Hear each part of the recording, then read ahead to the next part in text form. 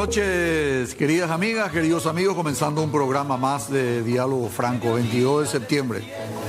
Comenzamos el programa con esta música de fondo recordando la heroica batalla de Curupaytí, la batalla victoriosa más importante de la guerra del 70 y que significó motivo de orgullo y satisfacción.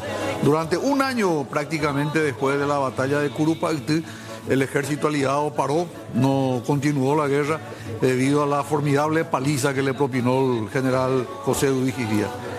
General doctor Hugo Mendoza, ¿cómo está? Buenas noches. Gracias por la invitación.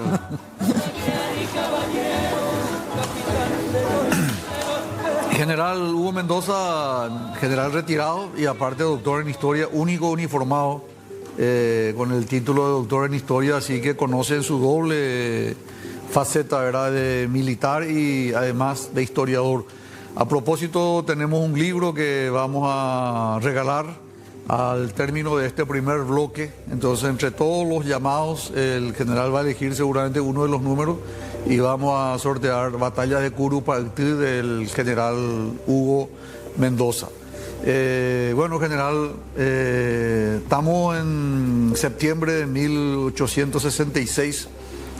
El mariscal López arma inteligentemente una estrategia para poder aguardar un poco para que termine de construirse las fortificaciones y se reúne en Yateiticorá con el ejército aliado. El que acepta finalmente fue Bartolomé Mitre, argentino, y también Flores. ¿Cuál fue el motivo de esa reunión, de esa cumbre en Yateiticorá, general? El mariscal López ofreció negociar la paz, pero no bajo los términos del Tratado de la Triple Alianza. Y entonces eso fue lo que trabó la negociación. En un primer término se fueron parlamentarios paraguayos a pedir la entrevista. Primero le recibieron con tiros y después por el camino consiguieron llegar. Ah, no, Coronel Martínez, güey. Sí. Coronel Martínez, le recibieron a tiros. Y después consiguió llegar y esto le llevaron hasta el cuartel de Mitre. El mariscal López le dijo que él quería una entrevista en el lugar que él elija y la hora que él elija. Entonces el 11 fue el 11 y al día siguiente, el 12, el Mitre dijo, vamos en Yateiticorá, vamos a hacer la entrevista. ¿Y ese lugar existe hoy físicamente? ¿Una casa familiar? ¿Se tiene ubicación? No, es al aire libre, como decimos, no, es un campo. Se tiene la ubicación, hay inclusive pero había una pieza porque estaban... No había nada. No había nada. No, hay un video que hicieron los argentinos donde se muestra una casa, pero esa casa nunca existió. Existe como una estatua, ¿verdad? Como donde está la mesa, está Mitre, está Solano López, pero no fue dentro de una casa, no había ninguna edificación. O sea, fue bajo un árbol. Bajo un árbol, sí. Y siempre hay una cuestión que me gustaría aclarar contigo. ¿Estuvo o no estuvo el hoy general póstumo Patricio Escobar ahí? No estuvo Patricio Escobar. Patricio Escobar escribe su memoria, pero ya en una época que está de muy avanzada edad y probablemente... Si él hizo no estaba del todo bien ya en esa época o se falsificó su memoria. Porque yendo al fondo de la cuestión, él cuenta como que él fue el artífice de esa reunión entre Mitre y López y que López le tenía. Entonces vos concluís que él no estuvo, el general Patricio Escobar no estuvo en esa reunión. La voluntad del mariscal López fue pedir una entrevista. Y Patricio Escobar dice que él cruzaba la línea y se iba a Itamaraty. Itamaraty no existía todavía en esa época. Claro. Entonces, pequeño detalle, ¿verdad? Pequeño detalle. Bueno, está bien. Hay otros temas también que son bastante, diríamos, no está muy definido en ese tema y que vale la pena aclarar porque es una historia que de repente si no se aclara, como se queda ya como un hecho. Ese es el primer punto entonces que hay que aclarar, que Patricio Escobar no estuvo. ¿Sí estuvo Barrios? Yo estuve en Itamaraty, en el edificio histórico, y si no me equivoco, de 1930. La creación del edificio. El edificio histórico, porque el que está en Río. Sí, Porque ahí el edificio ahora está en Brasilia, ¿verdad? claro. No, no, el original del Río de Janeiro. Río de Janeiro es un museo, como un museo. Sí, pero después de los 1900, Sí, totalmente. después de los acuerdo. 1900. Totalmente. Y Itamaraty se crea después, una donación de Josep Paraño da Silva, ¿no?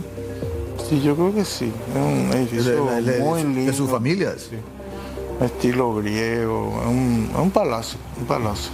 General, volviendo al tema, López pudo haber hecho esa reunión realmente motivado con el deseo de llegar a la paz, o fue una actitud dilatoria de parte del mariscal presidente Francisco Solano López para que se llegue a tiempo para la culminación de las obras de las trincheras de Curupayty. Se puede tomar de los dos aspectos, ¿verdad? Se puede tomar que quiso negociar y también quiso dilatar un poco, porque el ataque estaba fijado para el día 17, pero llovió el 17, el 18, el 19. Entonces se planteó esperar el 21 y pasó al 22, ¿verdad? El 22 y ya estuvieron listas todas las posiciones defensivas. Porque el encuentro fue el 16, fue el 12. El 12. El 12 fue el encuentro. Bueno, tenía tiempo todavía teóricamente para terminar, ¿verdad? Pero algunos como Thompson creen que se hizo con la actitud de dilatar para que tenga más tiempo. ¿Cómo se llega a Curupayty?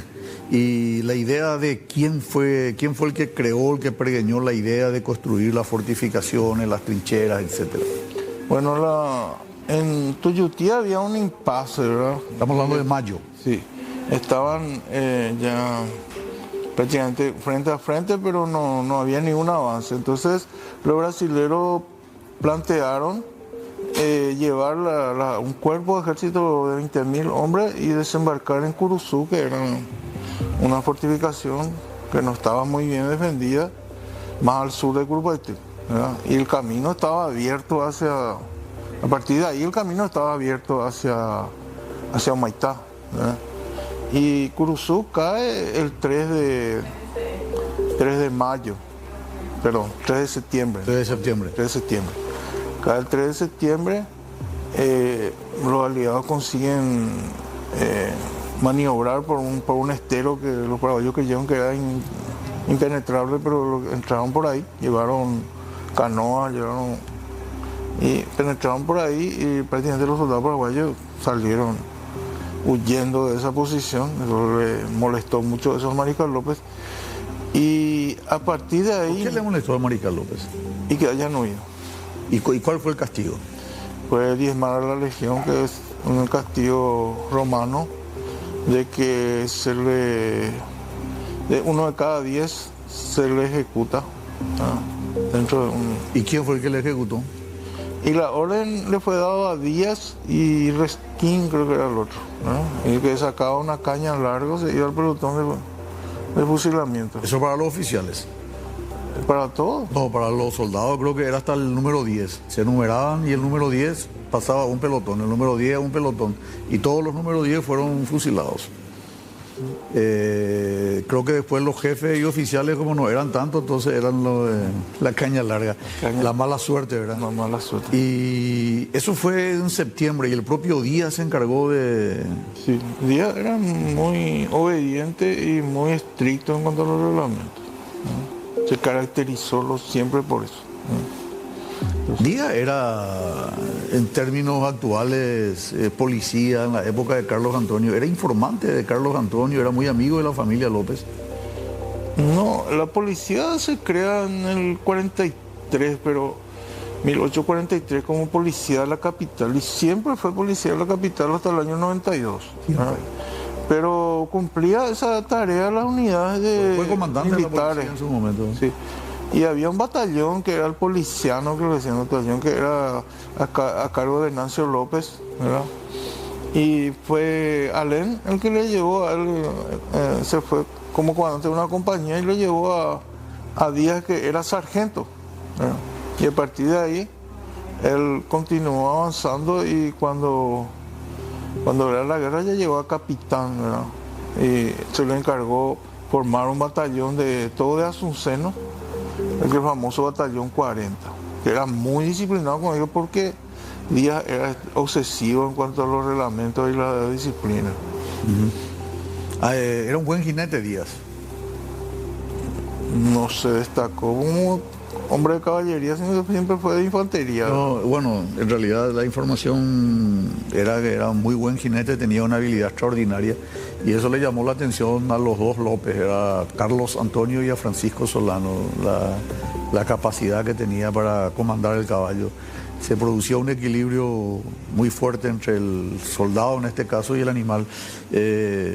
Una cualidad que, a pesar de que Bernardino Caballero también era de caballería, no comentan tanto como comentan con Eduvige Díaz. Cuando Eduvige Díaz asume la defensa, en vez de... Resquín era el comandante del sur, ¿verdad? Sí. Y asume Díaz la defensa. ¿López tenía una preferencia especial por José Eduvige Díaz? La cuestión era que cuando se tomó Cruzú, solamente más en Curupayté había una batería de cañones que estaba servida por 50 hombres. No había nada. Entonces le llamó a Wisner de Morgenstern para que haga el planeamiento de la defensa. Hubo una reunión el 8 en el cuartel general de López, pasó poco, y ahí se decidió defender, ¿verdad? Y entonces todos estuvieron de acuerdo excepto Díaz. Díaz dijo que está muy bien en los papeles, pero que en la práctica no va a funcionar. Y al final ganó la posición de Díaz, el curso de acción en términos militares de Díaz, y el mariscal López le dio esa responsabilidad. Porque si fracasaba también iba a sufrir las consecuencias, ¿verdad? Y él asumió esa responsabilidad. Y ahí fue ayudado por el ingeniero Miskovsky, ¿verdad? Que le asesoró para construir la fortificación, ¿verdad? Y después, el día antes... El encargado de la construcción creo que fue Pedro Vigil, ¿verdad? Gil era de la batería de la costa, ¿verdad? El que tenía que enfrentarse. Pero la construcción de la trinchera hizo Gil, Pedro Vigil con la Armada Paraguaya. Bueno, lo que sí había batallones, por ejemplo el 7, que era un batallón ferrocarrilero, que eran los que construían terraplenes. Sí. Y ellos estuvieron ahí, ¿verdad? Entonces son diferentes unidades que trabajan para la... Y Thompson solo fue enviado para verificar si las posiciones eran adecuadas, o sea, un día antes de la batalla. O también entonces endosás de que el encargado, el autor intelectual fue Wisner von Morgenstern. Sí, él es el que hizo la planificación. Miskovsky. Thompson lo que dibuja, está en el libro, ¿verdad? Dibuja las posiciones, ¿verdad? De Curupayté. Pero Thompson dice que el cambio de posición, él le planteó al mariscal López y que después de un tiempo, es cierto, inicialmente no le hizo caso, pero después ante la evidencia, para que la gente nos entienda, esto es Curupayté y más o menos unos 3 kilómetros más al sur está, esto es Humaitá y 3 kilómetros al sur está Curupayté. Y si Curupayté caía, era muy evidente que después el próximo punto iba a ser Humaitá. Entonces, esa función estratégica no se comprendió inicialmente. ¿Qué fue lo que le hizo cambiar de criterio al mariscal para que se proceda a la construcción de las trincheras? Y de que no había otra alternativa si iban a penetrar directamente en Humaitá y todo lo que estaban ahí cerca del cuartel general de López, iban a tener que evacuarse todo hasta la... Y si Díaz se opuso 20 días antes, ¿por qué le mantuvo en el cargo a Díaz? El Díaz lo que dijo era que no iba a funcionar. No iba a funcionar. Bueno, pero como planteó... Funcionó y después él fue el que comandó. Sí, pero él asumió la responsabilidad, ¿verdad? Entonces, él dijo que estaba bien en los papeles, pero en la práctica no iba a funcionar. Dijo. Ahora, como militar te pregunto ahora. Vamos a dejar de lado al doctor que es historiador. Militar. Vos como comandante, le tenés a un hombre de más antigüedad como el caso de Resquín y le tenés a una persona que te dijo 20 días antes que no va a funcionar y le pones en el cargo. ¿Qué implica eso? Resquín fracasó en la batalla de Tuyutí. Ya no se le dio mando. Él fue jefe de Estado Mayor durante toda la guerra. Ya no tuvo mando de tropa de régimen. No, era confiable en ese aspecto para Mariscal López, pero sí Díaz, que se comportó muy bien. Entonces vos coincidís que Díaz era un mimado de Francisco Solano. No, era mimado, pero era, como dije, muy estricto y él era el motivador, porque tenía que motivar a los soldados para que, y organizaba turnos de 8 horas y se trabajaba las 24 horas al día. Sí, era un buen organizador y motivador de sus soldados, y era de infantería, que la infantería, su especialidad es la defensiva. Pero no le puedes poner a uno de caballería, por ejemplo, para organizar una posición defensiva. Ellos no estaban... La caballería es un eufemismo, porque en ese momento prácticamente todos estaban a pie, ¿verdad? Había unidad de caballería. Pero igual que en la guerra del Chaco, tenían el rótulo de caballería, pero actuaban como infantería. No, la caballería paraguaya era que nuestros caballos no eran aptos para la Y el guerra. único caballo bueno era el Manduyú. Manduyú. No, es que había caballos que se criaban luego a la guerra. No, nosotros no teníamos esa... No teníamos. No. Caballo de batalla francés, por ejemplo, tenía 2 metros de alto y podía llevar un caballero armado y todo. Claro. Eran más grandes, más robustos. Eran bichos muy fuertes. Muy fuertes. En cambio, los argentinos sí tenían una... Sí, ellos tenían una buena caballería. Los caballos eran para cultivo, para estirar el arado, hasta ahí. Bueno, llegamos al 22 de septiembre. Sobre la hora, los 90 minutos, terminó la construcción de las trincheras. Y el 21 se fue a comunicar Díaz al Mariscal López que ya estaba todo terminado. Le mandó a Thompson y Thompson dijo que era inexpugnable, ¿verdad? Y entonces, ¿En qué consistió la trinchera? ¿Puede explicarle a la...? eran 5 kilómetros, ¿verdad? Sí. 5 kilómetros de trinchera, y tenían dos casamatas, le decía, o 2 fuertes, le decía. Uno el fuerte que estaba sobre el río, ¿verdad? Y el otro que estaba allá en el flanco izquierdo, en el extremo, ¿verdad? Donde estaba la laguna Méndez. Ahí estaba el otro fortín. Por eso que el aliado quisieron romper el frente. Ahí iban a hacer la penetración en el medio, ¿verdad? Porque en los flancos estaban bien defendidos y tenían suficientes cañones, ¿verdad? Pero no resultó la táctica que podemos explicar después, ¿verdad? ¿Por qué no resultó la táctica? Pero antes de irnos al corte, vos te referías a esos casamatas como los mangrullos, las torres... Fortines. Fortines artillados, ¿verdad? Ahí estaban los cañones. Estaban los cañones mayor calibre. Y esos 5 kilómetros, ¿cuánto tenían de profundidad? ¿Cuánto de ancho? Y tenían por lo menos 1,5 metros y 1 metro de ancho la trinchera. Pero abajo estaban las fosas que tenían 3 metros de profundidad, de anchura y también profundidad. Y tenían espinas, ¿verdad? Tenían abatidas que eran... palos de punta. Palos de punta. ¿Y planta con espinas también o no? También, pero esas espinas duras, no es la espina... No, espina dura, ¿verdad? Dura. Y el terreno era abnegadizo, era una planicie, pero totalmente... Y llovía y entonces no se veían los fosos, estaban totalmente inundados, entonces un batallón completo entraba y desaparecía ahí. Así como si fuese tierra movediza. Y sí, prácticamente, entraban pero muy pocos llegaron hasta las trincheras donde estaban los paraguayos, ¿verdad? Algunos argentinos llegaron, pero primero hubo errores de que no llevaron suficiente. Eso vamos a hablar en el corte, la batalla propiamente dicha. Sí, entonces, 5 kilómetros de largo, aproximadamente 2 metros de ancho, 1,5 metros de profundidad, y abajo otra vez había una fosa. Porque había una barranca. Una barranca. Y abajo estaban las fosas. Y en honor a la verdad, las explicaciones de Día de Inexpugnable se va a cumplir por lo que vamos a ver después de estos consejos comerciales. Consejos comerciales, vendemos y regresamos inmediatamente con el general el doctor Hugo Mendoza, que vamos a proceder a obsequiar al término del programa entre todos los televidentes que desean Quedarse con este libro Curupaytí fue la más resonante victoria del ejército paraguayo durante la guerra contra la Triple Alianza, una magnífica conjunción de ingenio y pericia militar permitió derrotar al ejército aliado provocándole miles de bajas. Este es el libro de autoría del doctor Hugo Mendoza. Bueno, general, estamos el 22, amanece de la mañana. ¿Qué ocurre ese día? Tamandaré y se voy a descangallar la posición de Curupaytí. Voy a destrozar todo. Y yo necesito 2 horas. 2 horas.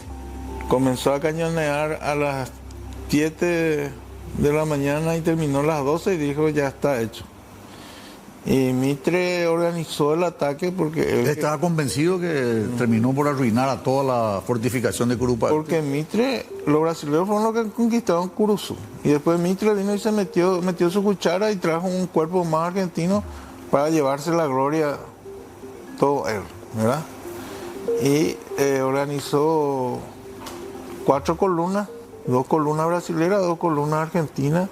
Los brasileños tenían que atacar al lado del río y los argentinos al otro extremo, ¿verdad? Y determinó que estas columnas tenían que tener reservas parciales y reservas generales, y él dejó un grupo de observación en Curuzú. Bueno, ese grupo de observación no tenía ninguna función operativa, sino solamente era defender la posición en caso que hubiese una derrota que efectivamente ocurrió. Entonces, uno estaba a cargo de los brasileños, otro estaba a cargo de Emilio Mitre, que era su hermano, ¿verdad? Y ellos tenían que atacar las posiciones, pero la columna primera y segunda eran brasileras y la tercera y cuarta era argentina, pero la segunda y tercera es la que tenían que atacar en el medio, frontal, romper la línea en el medio, y las otras tenían que solamente hacer un ataque, se llama de diversión del enemigo, ¿verdad? Pero el centro era el que tenía que romper, ¿verdad? El dispositivo paraguayo. Y él organizó tipo los romanos, ¿verdad? Los romanos tenían 3 líneas. La primera línea eran los príncipes, los principiantes, los príncipes también dicen algunos. O la otra era los astati, que era sus reservas parciales, los lanceros, y la tercera es los triaris, los veteranos. Por eso que muere Dominguito Sarmiento, hizo el hijo del general, del presidente Paz. Francisco porque Paz. a ellos se le puso en la primera línea por ser los principiantes. El tipo romano quiso... Los españoles le llamaban infante. Y sí, y entonces... Porque está el infante, después están los príncipes, después está el rey. Entonces infante es teóricamente menos importante. Y el Mitre dijo que leyó mucho de Napoleón, de la historia militar y todo eso, pensaba aplicar ahí, pero se equivocó de peapa. Bueno, entonces Mitre era comandante supremo. Él termina el bombardeo de Tamandaré. Tamandaré le dice, está todo. Comenzó de las 7:30 hasta el mediodía a bombardear y dijo, bueno, acá ya murieron todos. Ya murieron todos. Entonces entren. Y se encontraron con una pequeña sorpresa. Lo que pasa es que los aliados nunca llegaron a ver la línea principal, a reconocer la línea principal. Ese fue un error de Mitre, doctrinariamente hablando. Sí, porque había un mayor brasilero que reconoció y trajo el informe. Es una línea con 2 fuertes a los costados. Ese es el informe de un oficial brasilero. Nadie le hizo caso. Y entonces Mitre ordenó poner las fuerzas en una posición de apresto, que sería prácticamente esperando que termine el bombardeo y a partir de ahí avanzar. Pero Díaz otra vez puso una posición 1,5 kilómetros antes, ¿verdad? Justamente para que las fuerzas de reconocimiento no viesen la posición principal. No conocían la posición. Aparte que llovió mucho y se desorientaron, el terreno cambió totalmente. Entonces a las 10:30 de la mañana Díaz ordena que se retire la fuerza avanzada y que se refugie ya en la posición principal. Y los aliados se fueron y se encontraron con la posición principal que no conocían. Inclusive llegaban escaleras y esas escaleras eran cortas, no podían tomar por asalto la posición, llevaban cañas para poder pasar todos los fosos, ¿verdad? Pero eran también cortas, no podían pasar encima, ¿verdad? Cada soldado llevaba una escalera o llevaba las cañas para... Caña. Y eran como pedazos de árboles, ¿verdad? Para que les Troncos, como puente. pequeños troncos, sí, pequeños troncos. ¿verdad? Una especie de zanco sería. Y si ponían juntos así, hacían como un puente, ¿verdad? Exacto. Muy bien. Y es cierto que llevaban también cacerola porque ellos pensaban cenar esa noche en Curupayty. Lo que llevaban era su uniforme de gala, ¿verdad? Que ellos creían que era un paseo militar. Ah, mira, vos. Y con banda de músicos y todo. Así que, Se preparaban para festejar ellos. Se preparaban, así como Putin cuando le mandó sus fuerzas a tomar Ucrania, también llevaban su mochila, su uniforme de gala, porque iban a hacer un gran desfile después de la victoria. Ah, mira un poco. Pequeña sorpresa. Pequeña sorpresa. ¿Cuánto tiempo duró el combate de Curupayty? ¿Desde el mediodía hasta qué hora más o menos? Hasta las 4 más o menos. Hasta las 4. Hasta las 4 ya... Dicho ordena el retiro después. A esa hora. En las 4:30 toca el sargento Cándido Silva su famosa clarinada de la victoria. Entonces, pero fue una masacre. La primera columna luego fue destrozada totalmente brasilera porque tenían cañones de mucho calibre, cañones muy potentes, que eran para disparar a la armada, a la flota imperial, pero también se usaban en tierra con metralla, ¿verdad? Entonces ese grupo de la columna brasilera fue liquidado. La segunda columna brasilera, en vez de juntarse y atacar junto a la posición, porque encontró así laguna, como dicen, se desvió, ¿verdad? Se desvió hacia la izquierda, se fue a juntarse con la otra columna, se dirigió hacia el río y era como tiro al pato, era tiro al blanco, era por los paraguayos, estaban muy cerca. Muy cerca. Le dispararon, le liquidaron también. A quemarropa fue. La tercera columna sí llegó hasta la posición, pero pocos llegaron a la posición. La mayoría murieron en el camino y fueron liquidados ya en la trinchera paraguaya. Y la cuarta columna solamente tenía de apoyo y eso no avanzaron porque estaba la laguna Méndez y eso era muy difícil de... General, más o menos de cuánto hablamos en cuanto a la fuerza activa de los aliados y del ejército paraguayo. Y las bajas también. Los brasileños llevaban un cuerpo de 10.000 hombres, los argentinos otro cuerpo de 10.000 hombres, tenía otros 20.000 hombres más en Tuyutí. Y esos hombres de Tuyutí, cuando se le avisaba de que ellos tuvieron ese Curupayty, tenían que avanzar al mando de Venancio López, lanzarse ya directamente sobre Humaitá. Ese era el plan aliado. O sea, estamos hablando más o menos de 20.000 aliados. 20.000. ¿Y cuántos paraguayos? 5.000. 5.000. ¿Y cuántas fueron las consecuencias a las 4 a las 5 de la tarde cuando sale el ejército paraguayo de reserva a verificar lo que ocurre? ¿Se encuentra con qué cantidad de cadáveres? Bueno, los brasileños reconocen, en la guerra pues nunca se reconoce todo, reconocen más de 2.000 bajas por ahí.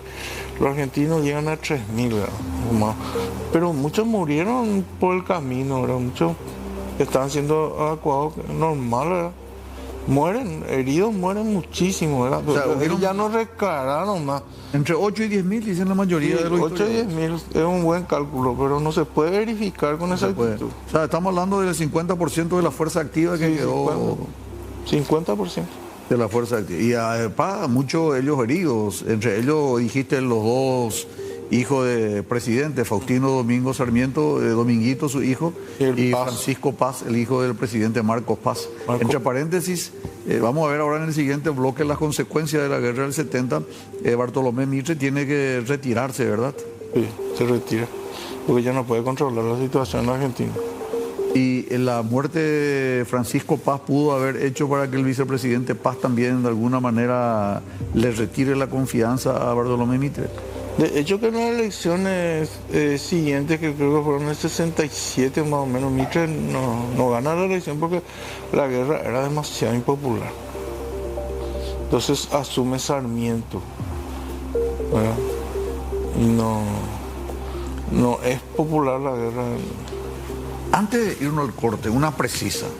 ¿Quién es el autor de esa frase al paraguayo hay que matarle en el vientre de su madre? ¿Realmente Faustino Domingo Sarmiento o el que dijo eso fue Duque de Caxias? Algunos atribuyen, el que dijo Sarmiento es hay que liquidar al gaucho porque su sangre solamente sirve para abono. Eso sí está certificado de que fue Sarmiento. La otra hay discusión, ¿verdad? Uno dice que fue Sarmiento, otro dice que fue Casillas. Pero a mí, por lo que yo leí y por lo que pude averiguar, no fue Sarmiento. Se le atribuye mal a Sarmiento eso. Sarmiento no dijo eso. Sí, se sacó también de contexto la frase de Casillas.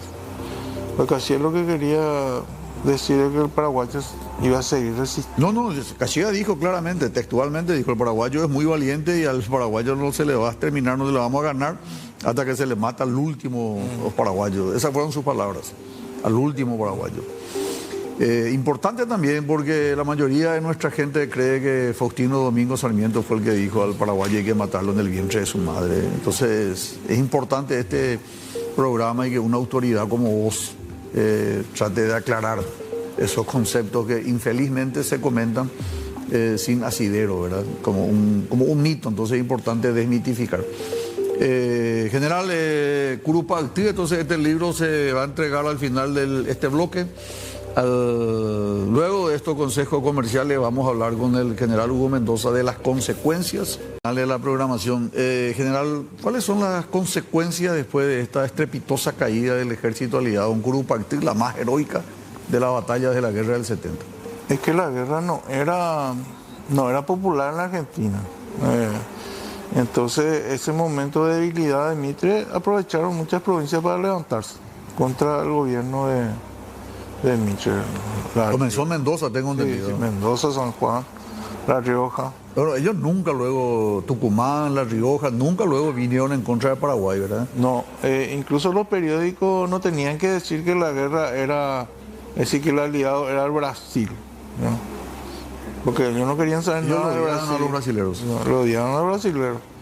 Y se levantaron todos, y la prensa también se tiró contra Mitre, contra Tamandaré, contra todos los... Hay una relación de parentesco muy fuerte ahí entre el ejército, ¿verdad?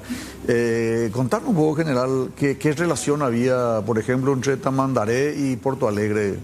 Y eran primos. Tamandaré, Porto Alegre eran primos. Y del mismo Partido Liberal Brasilero. Sí, y eran, estos Mena Barreto, dicen, por ejemplo, eran 8 hermanos, no sé qué. Sí. Todos estaban en el ejército. Sí. Y eran de Río Grande do Sul. Sí. ¿No? Todos eran de la República Farroupilha. El que murió acá fue Juan Manuel, ¿verdad? Sí. Pero eran como 7, 8, sí. Algunos dicen 9, incluso Sí. 9 hermanos Mena Barreto. Y todos eran de gran ascendencia. El otro, Poliodoro, era del Partido Conservador. Sí. Y ellos tenían problemas internos, ¿verdad? No se llevaban bien entre ellos internamente. El Partido Liberal el que nos trajo la guerra. El Partido Conservador era más tranquilo. Más conservador. No, más conservador. Pero el Partido Liberal es el que dispuso la guerra, ¿verdad?, contra el Paraguay. ¿Y el Congreso cómo se comportaba con el emperador? Es cierto que en un momento dado el emperador dijo que iba a renunciar si es que el Parlamento no le apoyaba a continuar la guerra. Sí, él por ejemplo le impuso a Casillas como comandante después de la batalla porque no es el Congreso que lo eligió a Casillas para comandar, sino fue el propio emperador y le puso contra viento y marea, le puso, porque Casillas era el que tenía que llevar. ¿Qué jerarquía tenía Casillas? Entonces era marqués, el marqués, su título nobiliario, pero ¿qué graduación militar tenía? ¿Por qué Tamandaré se insubordinó? Él era, es que la Marina y el Ejército no podían trabajar entre ellos, siempre hubo problemas. Pero era más antiguo Casillas. Sí, Casillas era más antiguo, pero no era de esa forma que ahora en conjunto pelean, ¿no?, la Marina con el Ejército. No, había muchos problemas. Tamandaré se le ordenaba, por ejemplo, que ataque Humaitá y él no atacaba. ¿Vos crees que claudicó el almirante Tamandaré en Curupaltí? Fracasó, diría yo, porque el Río de Janeiro se hundió por una mina. ¿Qué es una mina? ¿Cómo era la mina? Y la mina era como un tambor nomás de pólvora que flotaba, ¿verdad? Y después tenía el mecanismo de... Mariscal López llegó a crear un departamento de química. Sí. Y tenía unos ciertos ácidos que... Había un americano ahí. Sí, un americano, William... no recuerdo el apellido, pero era William, ¿verdad? Falleció entre paréntesis. Sí, con una mina justamente. Y ahí el que le reemplaza es Mikowski. Y bueno, y él, hay ciertos ácidos, ¿verdad?, que se juntan entre sí. Ácido sulfúrico. Sí. Ácido sulfúrico y pólvora. Y hace explotar. Tenía un poquito de algodón y el impacto gatillaba y se producía mucho. Eso se utilizó en la guerra de la secesión 3 años antes. Y bueno, y le responsabilizan a los argentinos que no se informaron de eso. Y este norteamericano era justamente un confederado. Confederado. Kruger, algo así. Kruger. William Kruger. William Kruger. Sí, correcto. Pero la mina no era como el torpedo, sino no tenía su propulsión. Pero le llamaban torpedo. Sí, también, pero no tenía autopropulsión. Y por eso era arriba abajo. La corriente llevaba. La corriente, exactamente. Después, pero anduvo, pero después pillaron ya los aliados. Y Tamandaré tuvo miedo de eso. Y eso tuvieron miedo. Y lo que veía, los paraguayos y después tiraban cualquier cosa en el río. Y los brasileños veían que flotaban, entonces decían, es una mina. Y eso le atajó bastante. 10 meses se tuvo que esperar para que se reanude la guerra después de Curupaytí. Algunos dicen 14 meses, pero prácticamente la mitad del ejército se llevó. En julio, creo que para el 3 o 4 de julio se reinicia. Y esto fue el 22 de septiembre, son 10 meses. Primero los caudillos desaparecen. ¿No? Porque la alianza original era entre caudillos, ¿verdad? Flores, Mitre. Ah, Flores. ¿Qué pasó con Flores? Flores volvió al Uruguay y ahí había una conspiración de los blancos. Y fue asesinado, y también fue asesinado el otro candidato que él había derrocado. Berro. Aguirre. A Berro le dedicó y después le separó y después entró Aguirre.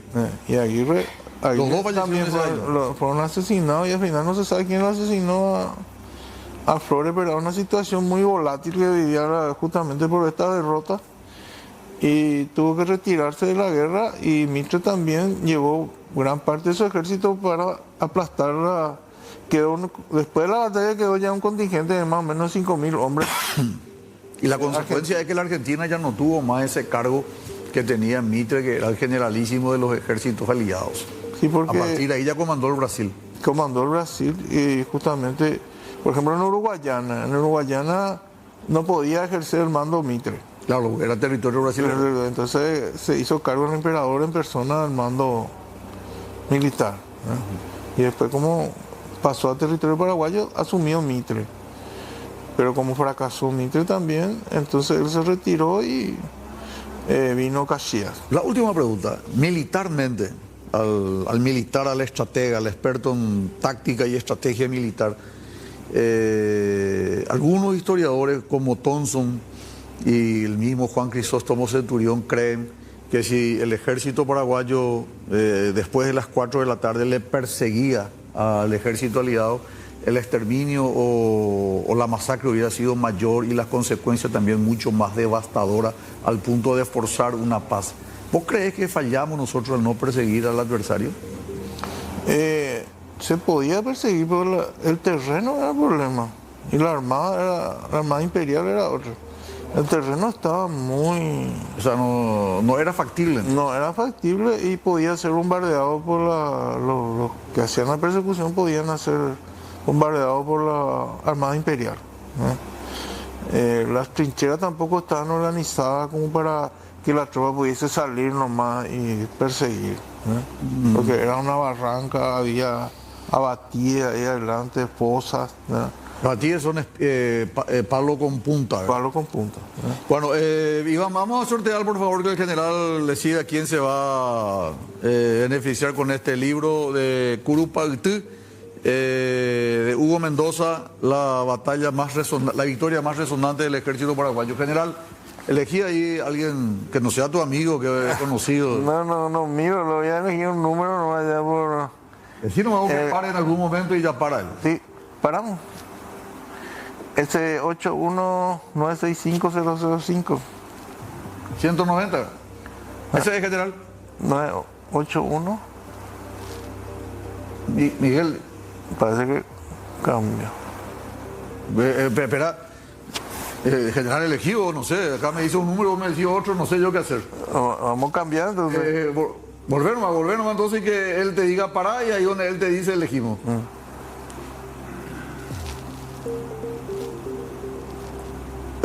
General. Sí, 981. 981-567-655. Mensaje, acá está el mensaje de la derecha. Ah. Es el que vos elegiste. 190. Sí. 190. Miguel Díaz.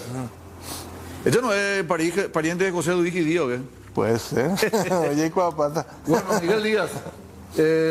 Saludo al doctor Mendoza, mi ex director de carrera de la facultad. A la flauta, con razón que la elegiste. Bueno, gracias, general. Muy amable. A las órdenes. Muchas gracias. Cuando guste. Muchas gracias. Nosotros nos vamos a la vuelta de estos consejos comerciales. Vamos a estar con el doctor Carmelo Blasco y el doctor José Villarejo. Ellos van a estar hablándonos sobre el Congreso Paraguayo de Gastroenterología y sobre todo los cuidados que tenemos que tener para evitar algunas enfermedades como por ejemplo el cáncer de colon.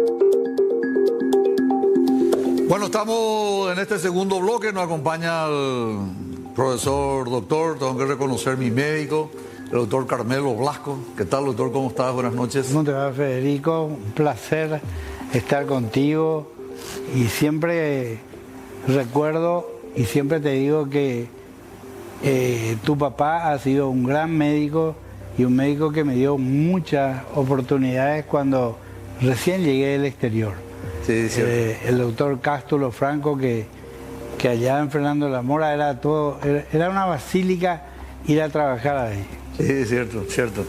Carmelo Blasco, profesor, doctor, y tengo que reconocer, yo como le dije, mi médico, así que le debo mucha gratitud. La acompaña otro joven, gran colega también del doctor José Villarejo. Doctor, ¿cómo estás? Buenas noches. Buenas noches, muchas gracias por la invitación y es un placer volver a estar con mi antiguo instructor de semiología en la primera cátedra de clínica médica. Acá estamos todos entre familia, carajo. Hijo del sargento Villarejo. Sí, así mismo. Hijo del sargento. Y hermano del diputado, es candidato a presidente de la República, Sebastián Villarejo. Sí, el más famoso de los hermanos. No, pero te imaginás vos lo famoso que sos, fue amigo del doctor Carmelo Blasco. Yo médico de un past president. Exacto. Carmelo fue el que me hizo la endoscopía, así que yo puedo hablar con causa y conocimiento la importancia de hacer la endoscopía para evitar complicaciones. Bueno, vamos a comenzar con lo primero, que es el Congreso de Gastroenterología. Sí, bueno, muchas gracias por la oportunidad, realmente, porque después de 43 años, allá por el año 1985, Paraguay hizo su primer y último Panamericano, después de 43 años. Y en el 2023, en el Congreso chileno, nos presentamos compitiendo, digamos, para ver si podíamos obtener el Panamericano en el 2027. Y bueno, gracias a la gestión de mucha gente, se pudo lograr. ¿Y qué es lo que estamos tratando de festejar realmente esta semana? Comienza el jueves, el viernes, sábado, que es lo que le llamamos la cumbre para la inauguración de nuestro camino al Panamericano 2027. Esta cumbre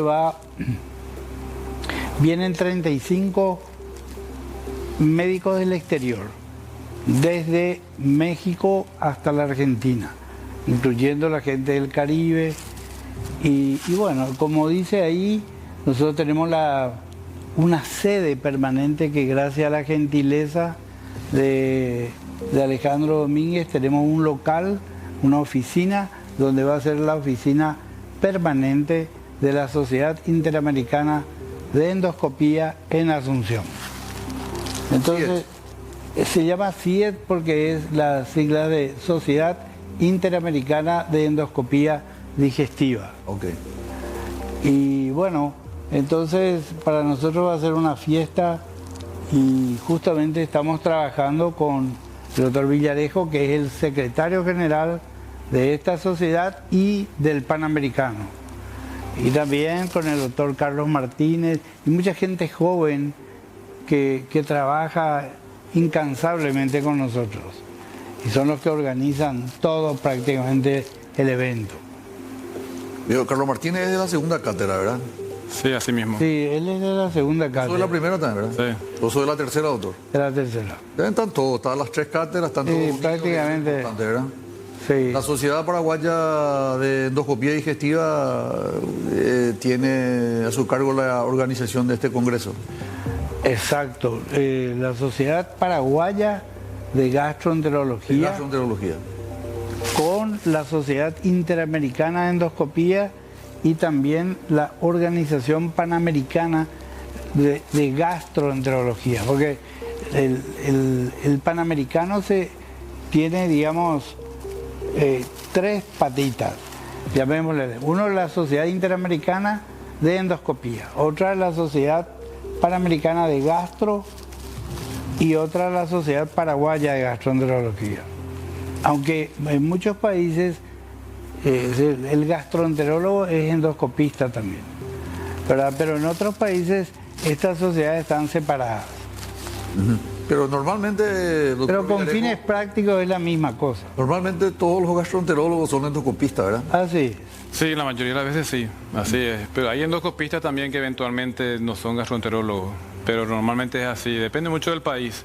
Yo creo que hay que hacer hincapié en lo que dice el profesor, que es importante, yo creo que para el país, que así como la Conmebol está la sede en Paraguay, Sí. a partir de ahora la sede de la CIET, que viene de Estados Unidos a Argentina, va a ser en Asunción y va a quedar, no va a ser solamente hasta 2027, sino que la personería jurídica se consiguió Una acá. sede propia. Va a ser Sede sede propia, aprovechando las ventajas geográficas y también impositivas y de otro tipo que tenemos en nuestro país. Eso es muy importante, doctor Villarejo, doctor Blasco, porque va a permitir al final que muchos congresos aquí en adelante, reuniones, se hagan acá con todo lo que ellos implican, turismo, presencia internacional.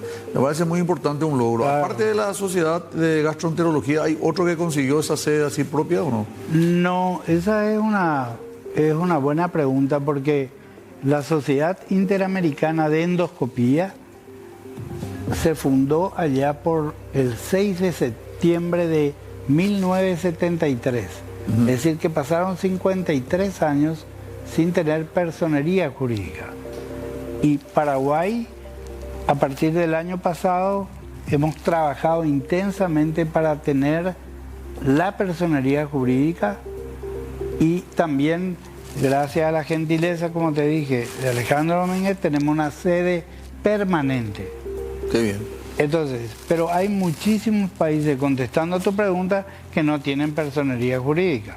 Tal es así que, digamos, desde hace 20 años, todo lo que se recauda de los congresos se depositaba en una personería jurídica que estaba en Panamá.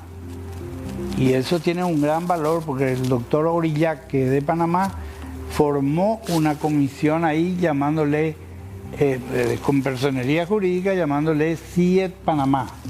Pero ahora es CIET propiamente dicha, que tiene su sede en Paraguay.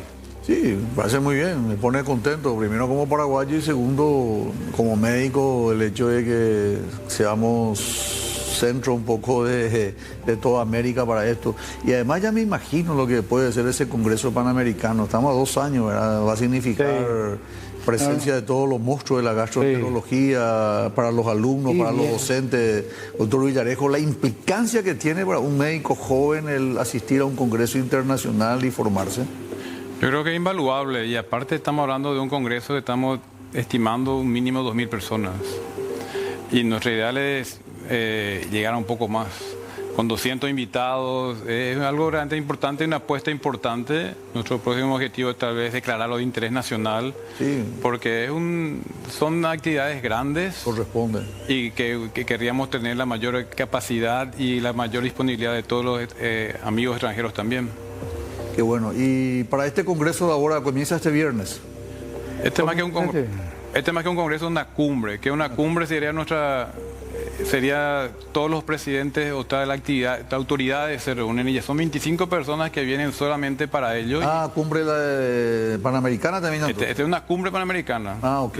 Y también hay un simposio, un curso, pero vienen todas las autoridades, vamos a decir, para tener una sesión de gobierno, vamos a decir. La sesión de gobierno se hace en Paraguay. Está bien, está bien. Está bien. Y la importancia también que tiene de que algún paraguayo ocupe un espacio en una comisión directiva internacional. ¿Ustedes tienen proyectado algún candidato para el 2027? De hecho, el profesor Blasco es el presidente electo, es el presidente actual de la CIET. Ah, él es el presidente de la CIET. Hasta el 2027. Patrón, eso. No, Presidente de la Sociedad Interamericana de Interamericana de Endoscopía Digestiva. Y a mí me toca ser su secretario. Le han puesto la alfombra roja al presidente, caramba. Y nosotros entregamos en el 2027. Y en el 2027 le vamos a entregar a los amigos argentinos. Ah, mira un poco. Porque siempre en nuestra época de estudiantes se hablaba de que Arnaldo Acosta era diríamos, el top, over the top de los médicos, porque fue presidente de la sociedad de FIGO, ¿verdad? Federación Internacional de Gineco-Obstetricia. Ahora tenemos otro presidente de una Federación Internacional de Endoscopía Digestiva, ¿verdad? Que es el doctor Carmelo Blasco, y lo mejor debe haber otro. Ojalá que haya más paraguayos que ocupen espacio a nivel internacional. Sí, yo creo que ya hubieron algunos paraguayos y paraguayas que están ocupando y ocuparon lugar en... Bueno, yo me quedé un poco desactualizado, ¿verdad? Por mis actividades, pero me pone contento. ¿Te acordás el nombre de alguno de ellos? No, lo que pasa es que el Congreso Panamericano, el primer y último Congreso Panamericano fue en el año 85, justamente en el Club Centenario, donde fue el doctor Masi Gorostiaga. Ah. ¿Te acordarás de...? Sí, me acuerdo. Bueno, y entonces ¿Cómo es su nombre? Víctor. Víctor Masi Gorostiaga. Masi Gorostiaga, sí. Y luego pasaron 43 años donde... No se puede decir su apodo, ¿verdad? Acá en público. No. Era profesor de patología médica. Patología médica. Bueno, y realmente, afortunadamente, Paraguay, con su gestión, años tras años, fue conquistando a las diferentes sociedades, y tal es así que en el 2023 se presentaron Paraguay, Puerto Rico y Colombia. Y entonces ganamos por primera vez en una votación democrática, ganamos 27-3, más o menos. Pero como le decía yo al de Puerto Rico, acá en esta competencia no hay vencedores ni vencidos. Está bien. O sea, todos vamos a trabajar juntos. Parece bien, la ciencia exige que así sea. Bueno, me permiten un pequeño corte, consejos comerciales. Esta actividad, este fin de semana, este viernes comienza, ¿no? Comienza el viernes con un simposio, una actividad académica, con charlas y sobre todo puestas al día de diferentes patologías y los guidelines, si son aplicables o no a Sudamérica. Los guidelines son unas normas marcos para poder enfrentar diferentes patologías, pero sobre todo siempre están hechas para Europa o Estados Unidos y hay que ver si se aplican a nuestra realidad latinoamericana. Y a la tarde tenemos un concurso de videos de endoscopía. Y posteriormente, al día siguiente, tenemos un día sería una sesión de gobierno donde vamos a encarar diferentes proyectos para los 2 años a venir. Y va a ser todo en el complejo Suma, ¿verdad? Sí, Sí. así es. Los interesados pueden inscribirse, me imagino, ahí en el mismo local o donde hay una inscripción previa. En realidad ya están Están todos inscritos. Sí, todos inscritos y calculamos que va a haber una participación para una jornada de un día, 250 personas. 250 personas. Que lo que pasa es que nosotros apuntamos a la educación en la juventud, ¿verdad? Y aparte de eso, a la gente que trabaja con nosotros. Son las enfermeras, los asistentes en endoscopía, que son muy importantes, ¿verdad? Porque nos ayudan, conocen nuestro trabajo y nos facilitan las tareas. Hablando de juventud, acá me envían un mensaje y me dicen qué rejuvenecido está el doctor Blasco. Me dicen. Porque vine a tu programa. No, no, no. La verdad que yo hace rato no te veo, muchísimo tiempo no te veo, doctor, y te veo muy rejuvenecido. Cambiaste tu forma de peinado y todo cambiaste. ¿En serio? Sí. No, ahora ya no tengo más. Porque antes te peinabas vos acá del costado. Antes tenía yo, digamos, un parante, ¿verdad? Inclusive, viste que los cirujanos tenían esos reper que me iba a la peluquería y ponía los 16 pelos acá. Sí.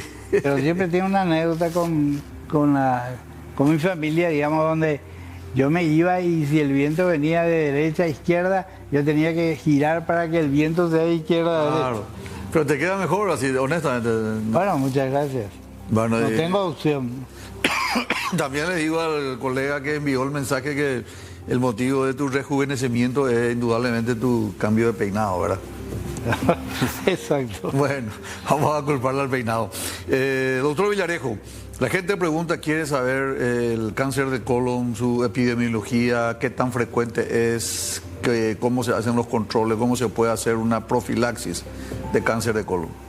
Bueno, el cáncer de colon es los cánceres más frecuentes, ¿verdad? Sabemos, números en Paraguay no tenemos precisos, pero es, dentro de todo, es uno de los más importantes. Ahora ha bajado antes mayormente los controles, la colonoscopía se propugnaba a partir de los 50 años, ahora se bajó a los 45 años. Y existen dos formas de hacer la prevención. Una es los test, que mayormente tiene que ser a nivel de gobierno, para hacer test a mansalva, los test de los FECA-test, que mide la sangre oculta en la materia fecal, y entonces ahí uno puede dirimir a cómo encarar mejor el programa nacional. ¿Y el paciente se da cuenta de eso? No, en general no. Cuando el paciente se da cuenta es tarde. Cuando se da cuenta es tarde. O sea, la presencia de sangre, para que la gente entienda en términos más sencillos, la presencia de sangre en materia fecal, sangre roja o sangre negra, ya es tardío. Sí, lo que pasa es que muchas de las veces la sangre roja puede ser simplemente una simple hemorroides, ¿verdad? Pero generalmente nuestra idea es cuando la gente se da cuenta, uno ya tiene síntomas tarde, salvo que sea una hemorroide, un divertículo, también pueden sangrar. Pero no hay que esperar a eso. O sea, cualquier pérdida de sangre es motivo de consulta. Claro. Sea cual fuera, ¿verdad? Es motivo de colonoscopía, no solamente consulta. Bueno, claro. Ahí el médico le va a indicar la colonoscopía, ¿verdad? Y después está la prevención individual, que yo creo que depende de cada individuo, que es hacerse la colonoscopía a partir de los 45 años. Eso ya... ¿Y cada cuánto, doctor Blasco, una persona adulta que está viendo el programa, varón, mujer de 45 años, a partir de cuántos años y cada cuánto tiene que hacerse la endoscopía? Claro, lo que pasa es que me parece muy alta buena, o baja, ¿verdad? Muy buena pregunta. Yo creo que hay un corte, digamos, hay que definir bien al paciente que no tiene historia familiar de cáncer de colon. Entonces uno dice, bueno, voy a tomar un corte a los 50 años, y también ahora se discute mucho en países con gente muy joven, y decir, bueno, a partir de los 45 años. Entonces, ¿cuál sería la forma de prevenir el cáncer de colon?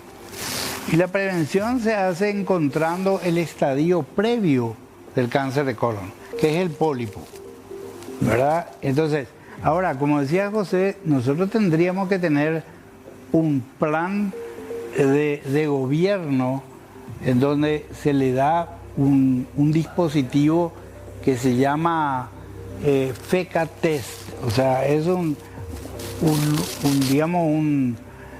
es una prueba inmunológica que se introduce en la materia fecal, y si sale positivo te indica que algo sangra. Entonces uno va, investiga con el gold estándar, que es el estudio de colonoscopía. ¿Por qué? Porque si encontrás la lesión en forma de precáncer, que es el pólipo, ya podés extirpar. Entonces, lo que estabas hablando vos, eso de que pierde sangre, hay cambios en los hábitos defecatorios, hay pérdida de peso, masa palpable, es un estadio ya avanzado, donde depende mucho ya de la cirugía, de los ganglios, de la zona donde se irradió el cáncer, y a medida que el cáncer es más avanzado, también la tasa de mortalidad se eleva. En cambio, si uno encuentra al pólipo en su estadio precanceroso, al extirparlo estás haciendo prevención del cáncer. Entonces, resumiendo, yo creo que tiene que haber una política de Estado en este país. Porque nosotros, por ejemplo, si bien, no sé, ¿cuántos habitantes? 7 millones y medio, ¿verdad? Pero, digamos, si vos haces cuáles son los carcinomas más frecuentes en el hombre, y vos decís próstata y cáncer de colon. Correcto. En la mujer, mama y cáncer de colon. Correcto. Y si haces, por ejemplo, la prevalencia, decís, por ejemplo, bueno, por cada 100.000 habitantes, vos tenés 85 que van a tener cáncer de colon. En cambio, 3 a 5 cáncer de estómago. Para nosotros no, cáncer de estómago no es un problema como Chile, Perú, claro, Costa Rica y todo eso. Pero cáncer de colon, nosotros sí como Uruguay. Ahora, vos me vas a preguntar, por ejemplo, bueno, pero ¿por qué somos carnívoros? Y no, yo creo que hoy está cambiando mucho la fisiopatología del comer carne y tal cosa. Yo creo que entra mucho en juego la microbiota intestinal, que es algo nuevo que en todos los congresos se habla.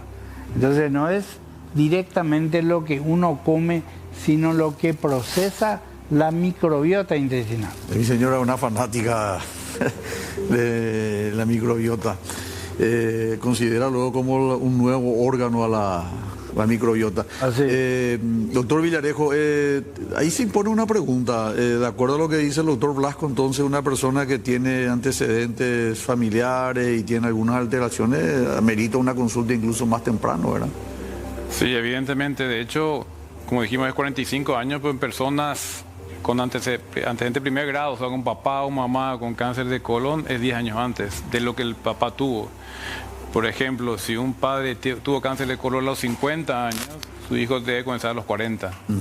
Hay personas más, hay un porcentaje importante de cáncer hereditario dentro del cáncer de colon. Yo me hago un estudio ahora y me encuentran un pólipo, me sacan el pólipo, suponiendo sale bien, ojalá Dios quiera. ¿Cuál es el siguiente paso? ¿A los cuántos años después del siguiente estudio colonoscópico? Es que hay muchos puntos a tener en cuenta. Uno de lo que nosotros tenemos muy ahora es la tasa de detección de pólipo. Para medir un buen endoscopista, está arriba, debemos encontrarnos en 3 a cada 4 pacientes de cada 10 encontramos pólipos. Es así de frecuente los pólipos. 3 a 4 de cada 10.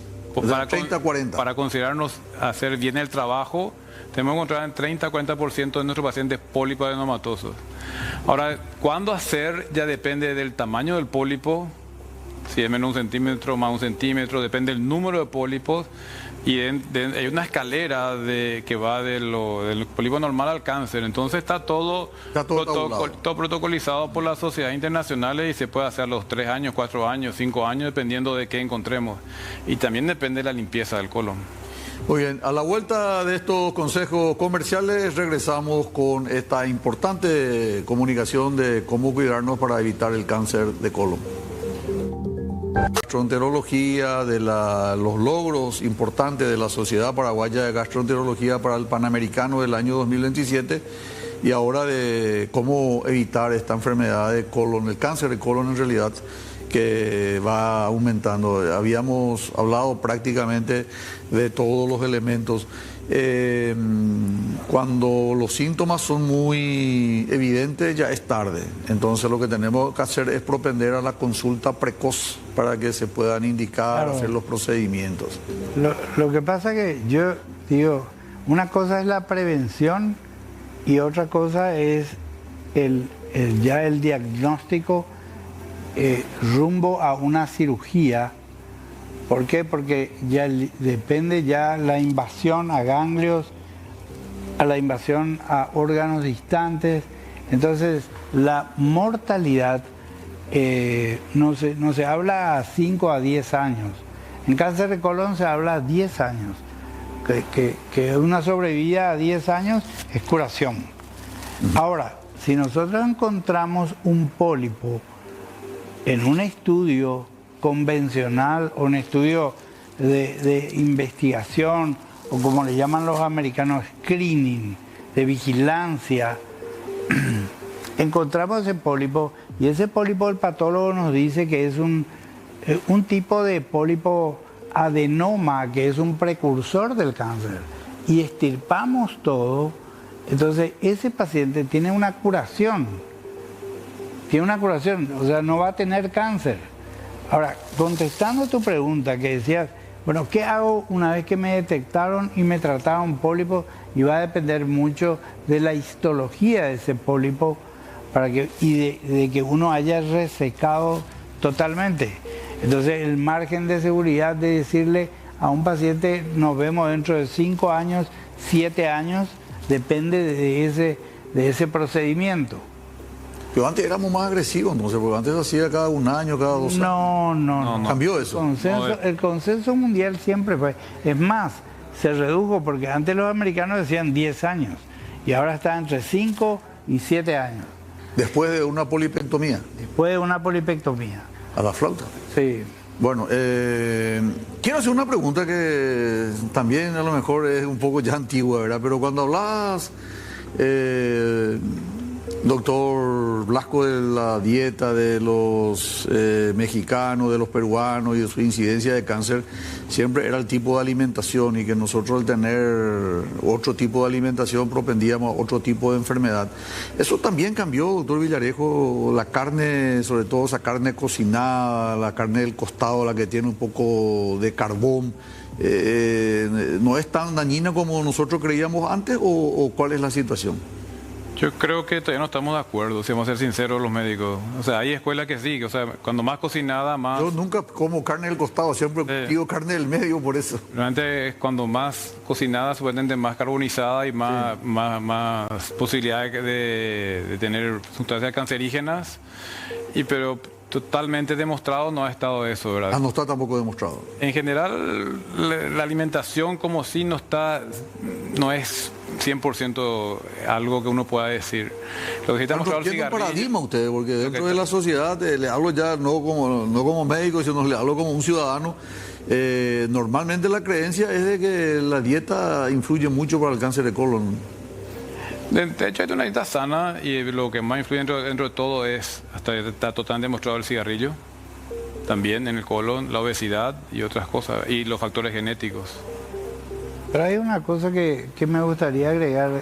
La dieta sí influye, pero ¿en qué influye?